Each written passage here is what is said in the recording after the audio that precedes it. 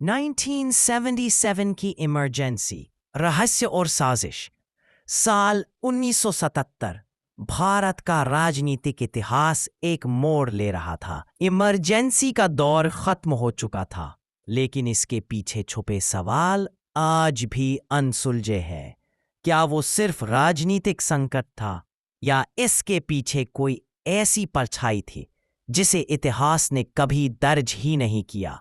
दबी हुई फाइलें, देश भर में गिरफ्तारियां हुईं, आवाजों पर पहरा लगाया गया, लेकिन उतना ही डरावना था वो सच जो सरकारी फाइलों की परतों में दफन था। कुछ पन्नों पर लिखा था सीक्रेट, क्लासिफाइड। आखिर क्यों?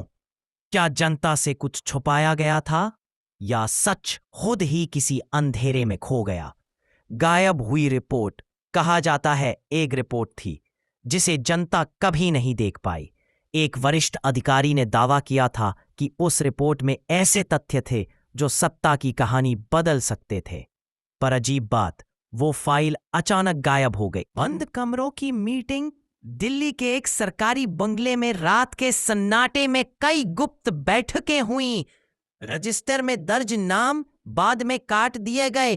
क्यों काटे गए? कौन था वो जिसने सारी जानकारी मिटा दी, और किसके इशारे पर यह सब हो रहा था? जनता का गुस्सा या रणनीति? लोग कहते हैं कि 1977 का चुनाव जनता के गुस्से का नतीजा था, लेकिन कुछ संकेत बताते हैं कि शायद उस गुस्से को दिशा देने वाला कोई और भी था, कोई ऐसा जो पर्दे के पीछे से खेल देख रहा था।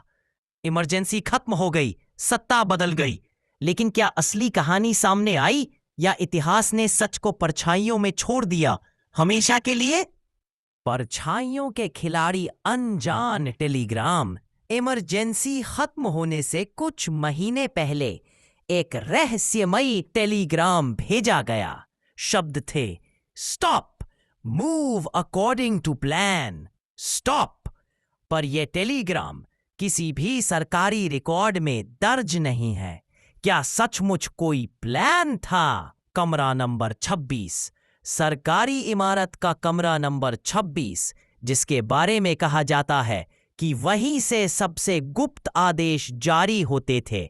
1977 के बाद जब वह कमरा खोला गया तो अंदर सिर्फ खाली दीवारें थीं, कोई फाइल नहीं, कोई दस्तावेज नहीं, सिर्फ ऐसा सन्नाटा जैसे किसी ने सब कुछ रातों रात समेट लिया हो। गायब हुआ पत्रकार, एक पत्रकार जो इमरजेंसी की सच्चाई उजागर करने के करीब था, एक रात अचानक लापता हो गया।